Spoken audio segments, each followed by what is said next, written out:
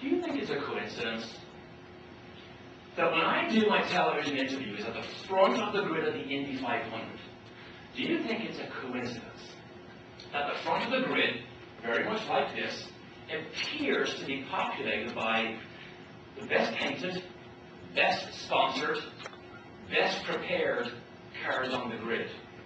And you can see the mechanics, they're all immaculately dressed in matching uniforms. You'll see one of the mechanics has his hand on his heart here, probably enjoying the national anthem. That's actually Jill, by the way, Dario, Frankie's wife. But the mechanics here, if you notice, are behind the rear wings. They're standing there, enjoying the pre-race ceremonies, knowing they're about to go into competition. This is their place of business, remember. They're about to go into competition as well prepared and as ready for anything that gets thrown up as probably anybody on the grid. I took these pictures, by the way. Now, do you think it's a coincidence that when I walk back to the middle of the grid, you'll see some pretty good teams there. And they do a good job, and they're glad to be in the largest single-day attended sporting event in the world. And they're looking forward at the good teams. They're looking forward to the teams that went faster, that did a better job so far. Now, do you think it's a coincidence that when I move to the back of the grid at Indy, do you think it's a coincidence that you don't see anybody dressed in immaculate uniforms? In fact, you'll see people in jeans back here. They will have tools in their pocket. There is no sponsorship on this car whatsoever. Vision is the name of the team. And if you look closely at this, the mechanic actually is working on the gearbox. Has the rear wing off. He's working on the gearbox, trying to put it together before they go into competition. The biggest sporting event in motorsports in the world. Now, let me ask you this. Do you think it's a coincidence that statistically it is shown that the fallout rate at Indy also starts from the back of the grid?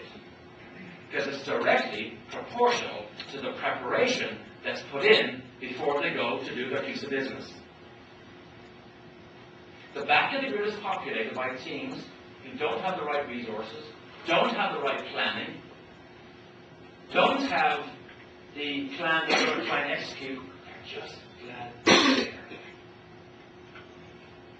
Let me ask everybody a question here, just by curiosity. If you were to consider yourself on the starting line at Indy, and in relation to the preparation you put in before you go to do your piece of business, where would you be on the grid at Indy? Or what if I asked your boss the same question? Where would you be on the grid at Indy? Because where you are on the starting grid at a race like Indy, the further up you are, the more likely you are to be successful. The further back you personally are on the starting grid, the less chance you have to be successful. Now, as we go through the session today, it is my hope that maybe everybody here would remember maybe one note that might influence that. And it will be different for different people. But let me throw this one at you. As you go forward, because we know we're planning for the next decade, and we know the model we're going to try and build here. As you go forward, before you go to work in the morning, before you go to wherever it is, before you start to do whatever it is, ask yourself the question, where am I on the starting grid today? And you will know the answer yourself. Where am I on the starting grid today? And if you're not at the front of the grid, you are giving the competition and others a head start.